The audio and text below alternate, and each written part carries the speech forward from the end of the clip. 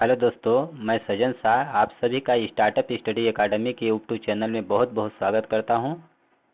तो चलिए बच्चों, अपनी लर्निंग हम स्टार्ट करते हैं स्टार्टअप स्टडी के साथ। बच्चों, आज इस वीडियो में हम लोग पढ़ने वाले हैं एनसीईआरटी की गणित कक्षा 10 अध्याय 1 उदाहरण नंबर 4। देखिए उदाहरण नंबर 4 क्या दिया गया है। बोला गया है एक मिठाई विक्रेता के पास 420 काजू की बर्फियां हैं और 130 बादाम की बर्फियां हैं। वह इनकी ऐसी ढेरियां बनाना चाहती है कि प्रत्येक ढेरी में बर्फियों की संख्या समान रहे तथा ये ढेरियां बर्फी की परात में न्यूनतम स्थान घेरे। इस काम के लिए प्रत्येक ढेरी में कितनी बर्फियां रखी जा सकती हैं। अब बच्चों क्वेश्चन हम लोग समझते हैं। क्या दिया गया है। बोला गया है एक मिठाई विक्रेता, ठीक, एक मिठाई बेचने वाला 420, उसके पास 420 काजू की बर्फियां हैं और 130 बादाम की बर्फियां हैं, ठीक। अब वह इन बर्फियों का एक ढेरी बनाना चाहता है, अर्थात उनको एक सीरियल में इकट्ठा करना चाहता है और प्रत्येक ढेरी में बर्फियों की संख्या बोल रहा है कितनी होनी चाहिए, समान होनी चाहिए। अर्थात जितनी बार वो इकट्ठा करेगा, एक ढेरी बनाएगा, इकट्ठा करेगा 2 जगह 3 जगह, तो प्रत्येक ढेरी में बर्फियों की संख्या कैसी रहनी चाहिए, समान रहनी चाहिए। और ढेरियां बर्फी की परात में न्यूनतम स्थान घेरें, ठीक। तो इस काम के लिए प्रत्येक ढेरी में कितनी बर्फियां रखी जा सकती हैं, हमें बताना है। तो चलिए बच्चों, इसको हम लोग समझते हैं, हल करते हैं। देखिए हम लोग क्या करेंगे। यहाँ पे बोला गया है कि एक मिठाई विक्रेता के पास 420 काजू की बर्फियां और 130 बादाम की बर्फियां हैं। इनको ये ढेरियां में रखना चाहता है और प्रत्येक ढेरी में बर्फियों की संख्या समान रहे और ढेरियां बर्फी की परात में न्यूनतम स्थान घेरे। तो हम यहाँ पे एक परात बना लेते हैं, ठीक। मान लीजिए क्या है, एक सपोज दैट एक क्या है, परात है, ठीक। अब बोला गया है आगे कि इस परात में हमें बर्फियों की ढेरियां बनानी है। तो यहाँ पे देखिए हमने बर्फियों की यहाँ पे एक ढेरी हम ऐसे बना देंगे नीचे तक, ठीक। इसी तरह से दूसरा हम ढेरी बना देंगे, तीसरा बना देंगे और चौथा बना देंगे। इसी प्रकार से हमें नहीं पता है कि कितनी ढेरियां बनानी है, ठीक। तो हम समझ रहे हैं, पहले क्वेश्चन को हम समझेंगे। अब आगे क्या बोला गया है। बोला गया है कि प्रत्येक ढेरी में बर्फियों की संख्या समान रहनी चाहिए। यदि मान लीजिए पहली ढेरी में हमने 5 बर्फी इकट्ठा कर दिया, 1 2 3 4 5, 5 ढेरियां बना दी। इसी तरह से दूसरी ढेरी में हमने 5 बर्फी रख दी, 1 2 3 4 5 बर्फी। इसी प्रकार से तीसरी में 5 बर्फी और चौथे में 5 बर्फी। तो देखिए सब में बराबर बराबर बर्फियां हैं। और आगे बोला गया है कि हमें परात के बर्तन में ऐसी ढेरियां बनानी है कि ढेरियां जो हैं वह न्यूनतम स्थान घेरें। ढेरियां बर्फी की परात में न्यूनतम स्थान घेरें। तो ढेरियां न्यूनतम कम से कम स्थान कब घेरेंगे, इसके लिए हमें क्या करना होगा, ढेरियों की संख्या कम रखनी होगी, बल्कि ढेरियों में रखे जाने वाले बर्फियों की संख्या बढ़ानी पड़ेगी, ठीक। अर्थात कहने का मतलब है कि प्रत्येक ढेरी में हमें समान बर्फी रखनी है। अगर इसमें हमने 10 लिया तो इसमें भी 10 लेना पड़ेगा, इधर भी 10 लेना पड़ेगा, इधर भी 10 लेना पड़ेगा, ठीक। और बर्फियों की संख्या समान हो प्रत्येक ढेरी में, और प्रत्येक ढेरी में बर्फियों की संख्या अधिक से अधिक हो। जब हम प्रत्येक ढेरी में बर्फियों की संख्या ऊपर तक अधिक से अधिक रखेंगे तो ये ढेरियां क्या करेंगी, परात में कम से कम स्थान घेरेंगे, ठीक। तो कहने का मतलब क्या है कि हमें यहाँ पे अधिक से अधिक बर्फियां रखनी है। तो अधिक से अधिक बर्फियां रखनी है, जो अर्थात हमें एक ऐसी अधिकतम संख्या ज्ञात करनी है जो 420 को और 130 को दोनों को पूर्णतः विभाजित कर दे, ठीक। तो चलिए हम इसको समझते हैं। देखिए बच्चों, हम लोग जानते हैं कि दो संख्याएं अगर दी गई हों, जैसे यहाँ पे दो संख्याएं दी गई हैं, तो दो संख्याओं को पूर्णतः यहाँ पे हमें एक ऐसी संख्या ज्ञात करनी है जो इन संख्याओं को पूरी तरह विभाजित कर दे। तो दो संख्याओं को पूर्णतः विभाजित करने वाली संख्या क्या होती है, उनका एचसीएफ होती है। उनका क्या होती है, एचसीएफ, महत्तम समापवर्तक होती है। कैसे, देखिए यहाँ पे दो संख्याएं दी गई हैं 4 और 6। 4 और 6 का हम जानते हैं महत्तम समापवर्तक क्या होगा, 2 होगा, ठीक। 4 का हम अभाज्य गुणनखंड करेंगे, 6 का अभाज्य गुणनखंड करेंगे।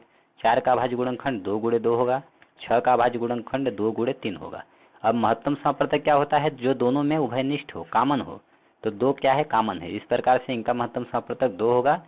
और लघुत्तम समापवर्तक क्या होगा, प्रत्येक संख्या को कम से कम एक बार हम लेते हैं, तो यहाँ से 2 तो हम लेंगे ही। अब 2 1 बच गया, 1 3 बच गया, इनको भी लेंगे। तो इस प्रकार से कितना हो जाएगा, 2 दूना 4 3 12, तो 6 और 4 का लघुत्तम समापवर्तक क्या होगा, 12 होगा। अब देखिए इन संख्याओं का महत्तम समापवर्तक क्या होता है, इनसे छोटा होता है और इनको पूरी तरह विभाजित करता है। देखिए जो 2 है, 2 4 को भी काटेगा, 6 को भी काटेगा। इसी प्रकार से जो संख्याएं होती हैं वो अपने लघुत्तम समापवर्तक को काटती हैं और महत्तम समापवर्तक लघुत्तम समापवर्तक को पूरा काटता है। तो इतना तो आपको समझ में आ गया। यहाँ पे मेन रूप से हमें समझना है कि महत्तम समापवर्तक जो होता है वह अपनी संख्याओं को पूरी तरह से विभाजित करता है। तो यहाँ पे हमें एक ऐसी संख्या ज्ञात करनी है जो इसको भी विभाजित करे और इसको भी विभाजित करे, ठीक। तो इसके लिए हम क्या करेंगे, इन दोनों का महत्तम समापवर्तक ज्ञात करेंगे। तो चलिए हम लोग अब उदाहरण नंबर 4 को हल करते हैं। हल, ठीक। बर्फियों की अधिकतम संख्या बराबर क्या हो जाएगी, लिखेंगे प्रश्नानुसार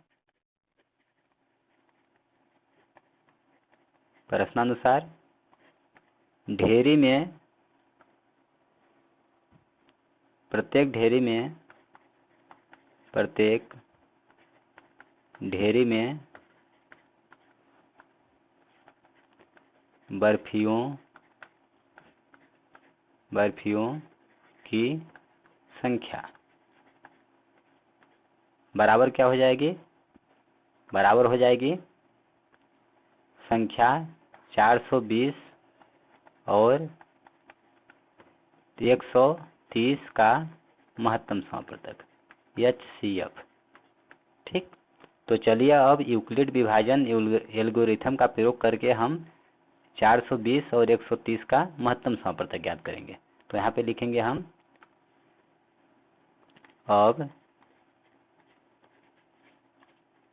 यूक्लिड विभाजन एल्गोरिथम से, ठीक। तो क्या होगा, सबसे पहले यहाँ पे हम देख रहे हैं कि 420 और 130 में बड़ा कौन है, 420, इसलिए 420 को हम 130 से विभाजित करेंगे। तो यहाँ पे भाग देंगे हम 130 से भाग करेंगे हम 420 को, तो क्या आएगा, कितनी बार भाग जाएगा, देखिए यहाँ पे 3 बार भाग जाएगा। 1 का 3 में गुणा करेंगे 390 के करीब आएगा। तो 3 का गुणा कीजिए, 3 शून्य शून्य, 3 त्रिकाई 9, 3 एकम 3, कितना आ गया 390। अब इसको माइनस करेंगे तो कितना होगा, यहाँ पे 0 होगा, ये हो जाएगा 12, 12 में 9 जाएगा 3, ये बचा 3, 3 में 3 घटाएंगे 0। इस प्रकार से शेष फल कितना आ गया, 30 आ गया। तो यहाँ से देखिए बच्चों, यूक्लिड विभाजन परिमेयिका से क्या होता है, भाज्य बराबर भाजक गुणे भागफल प्लस शेष फल होता है, अर्थात बीच वाली संख्या के बराबर इन दोनों का गुणनफल और जो शेष बच जाता है। तो हम लिख सकते हैं इसलिए 420 बराबर क्या होगा, 130 गुणे 3 प्लस 30, इतना हमने लिख लिया। अब यहाँ पे 130 से जब 420 को हमने विभाजित किया तो पूर्णतः विभाजित नहीं हुआ, 30 शेष फल आ गया। अब क्या करेंगे, 130 को हम, 30 क्या बोलता है कि जब तुम नहीं काट पाए तो अब हम तुम्हें काटेंगे। अब 30 क्या करेगा, 130 को काटेगा, ठीक। तो इसलिए कहाँ 130 यहाँ पे आ जाएगा। अब यहाँ पे हम काटेंगे 130 को, तो कितनी बार जाएगा, 4 बार, 3 चौक देखिए कितना होगा 12, 120 आएगा। अब 100 यहाँ पे 0 0 0 आ गया, 3 में 2 घटाएंगे 1 आएगा, 10 आ गया। अब 30 पुनः विभाजित नहीं कर पाया इसको, तो अब 10 30 को विभाजित करेगा। इससे पहले हम यहाँ पे लिख लेते हैं 130 बराबर क्या हो जाएगा, अब 130 बराबर भाज्य बराबर भाजक गुणे भागफल प्लस शेषफल, तो हो जाएगा 30 गुणा 4 प्लस 10, ठीक। अब यहाँ पे 30 आ जाएगा, तो क्या हो जाएगा मेरा, यहाँ पे 30 आ जाएगा, इस प्रकार से आ जाएगा 10 तिहाई 30, 30 आ जाएगा। तो देखिए 30 में 30 घटाएंगे 0, यहाँ पे शेष फल क्या आ गया, 0 आ गया। तो शेष फल के जस्ट ऊपर क्या है, हमारा जो भाजक है, यही अभिष्ट हमारा महत्तम समापवर्तक होगा। तो इस प्रकार से हम लिख सकते हैं 30 बराबर 30 बराबर अब लिख सकते हैं हम 10 गुणा 3 प्लस 0। यहाँ पे 0 क्या है, शेषफल है, शेषफल 0 आ गया। और जब शेषफल 0 आया तो भाजक हमारा क्या है, 10 है। यहाँ पे लिख देंगे चूंकि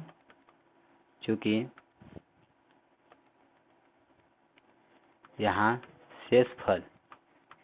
शेषफल बराबर क्या है, 0 है, तथा भाजक, इस स्थिति में भाजक मेरा क्या है, 10 है। ठीक, अतः हम लिख देंगे, अतः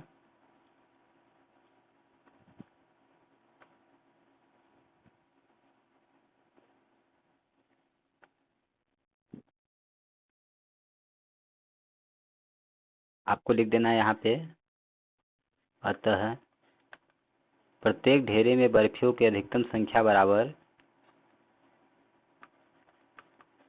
प्रत्येक ढेरी में बर्फियों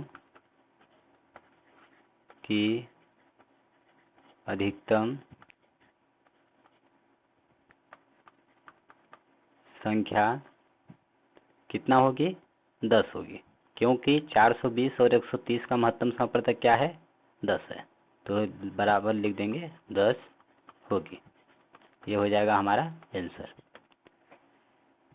यहाँ पे बच्चों लिख देंगे 420 और 130 का महत्तम समप्रतक बराबर 10 है।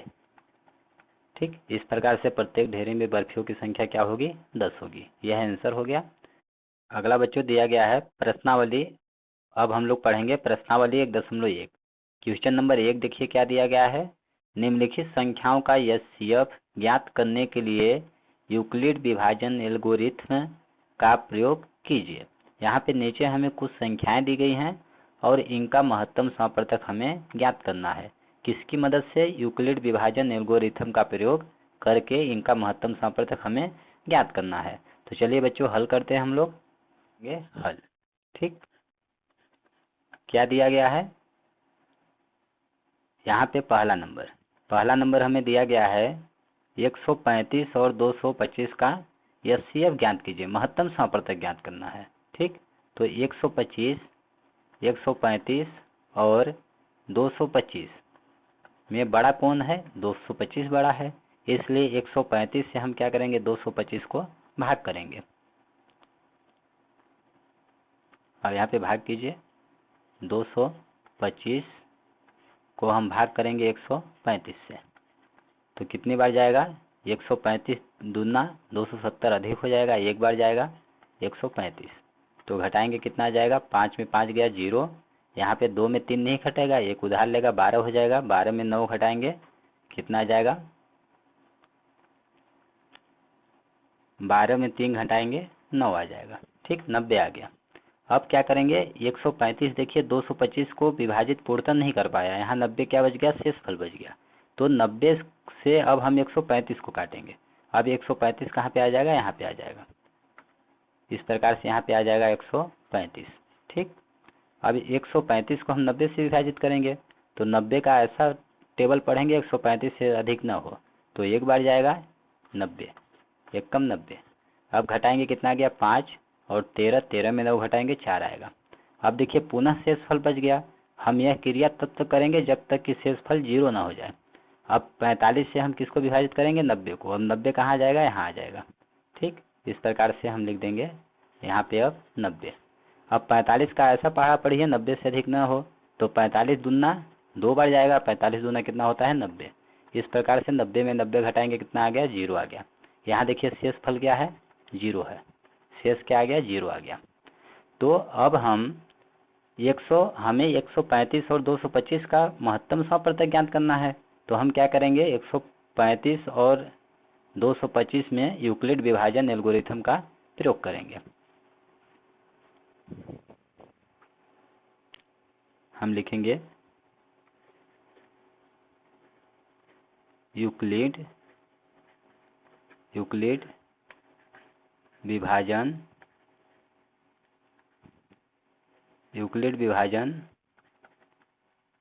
एल्गोरिथम से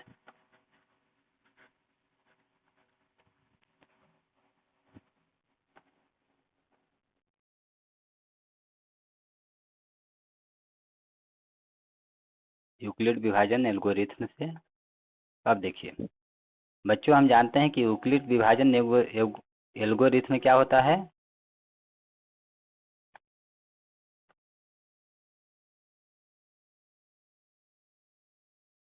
तो देखिए यूक्लिड विभाजन एल्गोरिथ्म से हम जानते हैं यूक्लिड विभाजन एल्गोरिथ्म बराबर क्या होता है।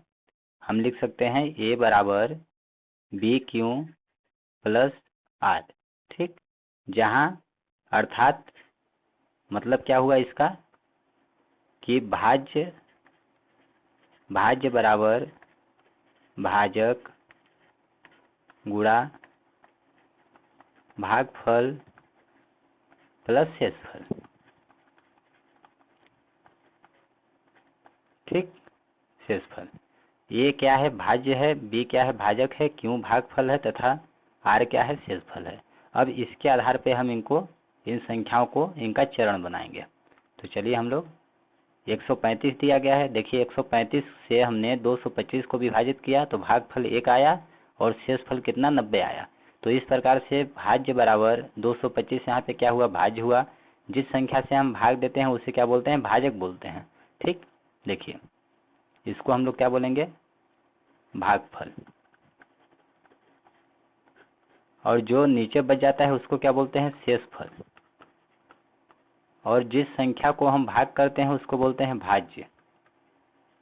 और जिस संख्या से हम भाग देते हैं उसको बोलते हैं भाजक, ठीक। इस प्रकार से हम लिख सकते हैं भाज्य बराबर भाजक गुणे भागफल प्लस शेषफल, अर्थात 225 बराबर 135 गुणे 1 प्लस 90। हम लिखेंगे 225 बराबर 135 गुणे 1 प्लस 90, ठीक। अब इसी प्रकार से यहाँ पे अगेन क्या हो गया, 135 बराबर हो जाएगा 90 गुणे 1 प्लस 45। अब 135 को हम यहाँ पे लाएंगे तो क्या हो जाएगा, 135 बराबर 90 गुणे 1 प्लस 45। इसी प्रकार से अब 90 को हमने यहाँ पे विभाजित किया है 90 को, तो 90 यहाँ पे लाएंगे। इस प्रकार से 90 बराबर क्या हो जाएगा, 45 गुणा 2 प्लस 0, 45 गुणा 2 प्लस 0। तो देखिए अब शेष क्या आ गया, 0 आ गया। हम यह क्रिया तब तक करते रहते हैं जब तक कि शेषफल 0 ना आ जाए। जब शेषफल 0 आ गया अर्थात हमारा पूरी तरह विभाजित हो गया, तो शेषफल के पहले का भाजक, शेषफल के पहले का भाजक क्या होता है, अभिष्ट हमारा एचसीएफ होता है, महत्तम समापवर्तक, ठीक। तो इन दोनों संख्याओं का महत्तम समापवर्तक क्या होगा, 45 होगा। इस प्रकार से हम लिख सकते हैं कि चूंकि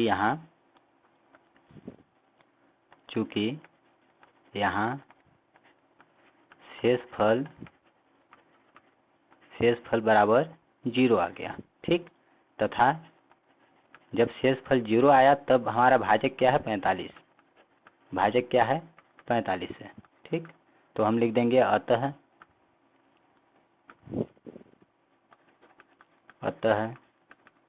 संख्या 135 और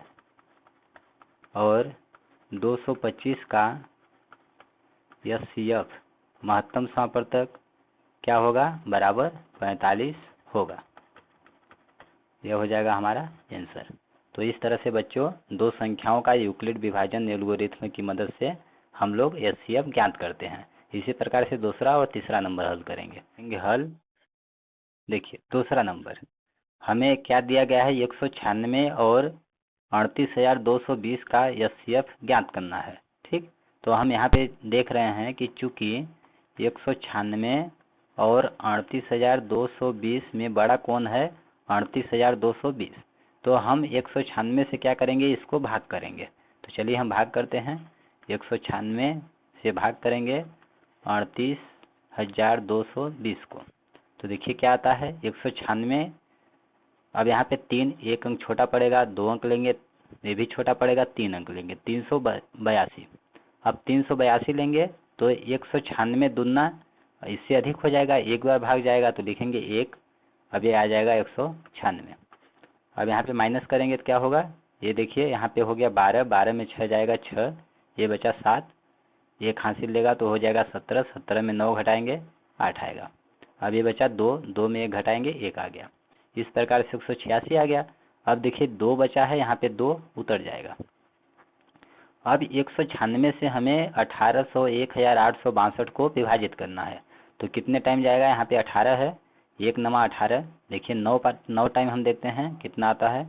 9 छक्का 54 की 4, हाथ की 5, 9 नमा 81, 5 86 की 6, कैरी 8 बज गया। 9 एक कम 9, 9 8 कितना होगा? 17। कितना आ गया? 1764 आ गया, जो कि 1862 से कम है। अब यहाँ पे हम माइनस करेंगे तो कितना होगा? ये हो जाएगा 12, 12 में 4 जाएगा 8, ये बचा 5, एक उधार लेगा तो हो जाएगा 15, 15 में 6 घटाएंगे 9 आएगा, ये बचा 7, 7 में 7 घटाएंगे 0, 1 में 1 घटाएंगे 0। इस प्रकार से कितना आ गया? 98। अब एक 0 बचा है, एक 0 यहाँ पे उतर जाएगा तो कितना हो जाएगा? 980। अब 196 से हमें 980 को विभाजित करना है। तब देखिए क्या हो जाएगा, कितनी बार जाएगा? 5 बार देखते हैं। 5 छक 30, 5 बार जाएगा, 5 छक 30 हो जाएगा, 5 नमा 45, 3 48 हो जाएगा, 4 बज गया, 5 एक कम 5 4 9 हो गया। इस प्रकार से देखिए बच्चों 980 में 980 घटाएंगे, पूरा क्या आ गया? शेषफल हमारा 0 आ गया। तो जब शेषफल 0 आया तो हमारा भाजक क्या है? 196 है। तो चलिए हम इसमें 196 और 38,220 का एचसीएफ ज्ञात करने के लिए यूक्लिड विभाजन एल्गोरिथम अब यहाँ पे प्रयोग करते हैं। तो हम लिखेंगे यूक्लिड विभाजन एल्गोरिथम से। ठीक, तो यूक्लिड विभाजन एल्गोरिथम क्या होता है? हम जानते हैं ए बराबर बी क्यू प्लस आर के रूप का होता है। ठीक, जहाँ अर्थात क्या है? भाज्य बराबर भाजक गुणे भागफल प्लस शेषफल, ये होता है हमारा यूक्लिड विभाजन प्रमेय का। अब यहाँ पे भाज्य क्या है? भाज्य मतलब जिस संख्या को हम विभाजित करते हैं उसे भाज्य बोलते हैं, और जो हमें प्राप्त होता है वो भागफल होता है। और यहाँ पे शेषफल आ ही गया और इसको क्या बोलते हैं? भाजक बोलते हैं। ठीक, इस प्रकार से हमारा हो जाएगा बीच वाली संख्या बराबर बगल बगल वाली संख्याओं का गुणनफल प्लस नीचे वाली को जोड़ेंगे तो कितना आ जाएगा मेरा? 38,220 बराबर हो जाएगा 196 गुणा 195 प्लस का शेषफल कितना आ गया? 0। ठीक, अब देखिए जब हमने 196 से 38,220 को विभाजित किया तो पूरा भाग चला गया, शेषफल कितना आ गया? 0 आ गया। और हम जानते हैं कि जब शेषफल 0 आ जाता है तो जो हमारी संख्या भाजक होती है वही अभिष्ट महत्तम समापवर्तक होती है। इस प्रकार से हम लिख देंगे कि यहाँ शेषफल चूंकि क्या आ गया? 0 के बराबर आ गया है, इसलिए अब अपनी क्रिया हम रोक देंगे। और जब शेषफल 0 आया तो भाजक क्या है? तथा भाजक क्या है हमारा? 196 है। अतः लिख देंगे 196 और 38,220 का महत्तम समापवर्तक अर्थात एचसीएफ बराबर क्या होगा? 196 होगा, 96 होगा। ये हो जाएगा हमारा आंसर। तो इस तरह से बच्चों दूसरा नंबर समझ में आ गया होगा। चलिए अब तीसरा नंबर हम लोग हल करेंगे। देखिए तीसरा नंबर हमें क्या दिया गया है? 867 और 255 का महत्तम समापवर्तक हमें ज्ञात करना है। तो हम देख रहे हैं कि चूंकि इन दोनों संख्याओं में बड़ी संख्या कौन है? 867 है। अब 867 बड़ी संख्या है तो 255 से इसको हम विभाजित करेंगे, भाग करेंगे। तो 255 भागे हो जाएगा 867। अब भाग कीजिए कितनी बार जाएगा? देखिए 2 चौको 8, 4 बार अधिक हो जाएगा, 3 बार हम करते हैं क्या आता है? 3 बार भाग जाएगा। 3 पचे 15 हो जाएगा, 3 पचे 15 1 16 हो जाएगा, 1 बच गया, 3 दूना 6 1 7 आ जाएगा। अब हम घटाएंगे, 7 में 5 घटाएंगे 2, 6 में 6 घटाएंगे 0, 8 में 7 घटाएंगे 1 आया। अब देखिए 255 से जब हमने 867 को विभाजित किया तो 102 क्या आ गया? शेष आ गया। अर्थात 255 पूरी तरह से इसको विभाजित नहीं कर पाया, इसलिए अब 102 क्या करेगा? 255 को विभाजित करेगा। तो 255 को अब हम विभाजित करेंगे 102 से, तो देखिए कितना आ जाएगा, 102 में 2 का गुणा करेंगे हम तो 204 होगा, यानी दुगना पड़ जाएगा। 200 कितना गया 4। अब यहाँ पे घटाएंगे कितना आ जाएगा, 5 में 4 गया 1, यहाँ पे 5 आ जाएगा, 2 में 2 जाएगा 0, अर्थात कितना आ गया 51। अब देखिए 51 शेषफल आ गया। अब हम क्या करेंगे, 102 को हम 51 से विभाजित करेंगे, 102 को, तो 51 दूना कितना होता है 102 आ जाएगा। इस प्रकार से 102 में 102 घटाएंगे तो कितना हो जाएगा 0। तो शेषफल मेरा फाइनली यहाँ पे क्या आ गया 0। और जब शेषफल 0 आया तो उस समय भाजक मेरा क्या है 51 है, तो यही भाजक अभिष्ट हमारा HCF होगा। ठीक, अब चलिए हम यहाँ पे इसी चीज़ को लिखते हैं। हम लिख देंगे संख्या 867 और 255 का महत्तम समापवर्तक ज्ञात करना है, किसके प्रयोग से, यूक्लिड विभाजन एल्गोरिथम से। तो हम लिख देंगे यूक्लिड विभाजन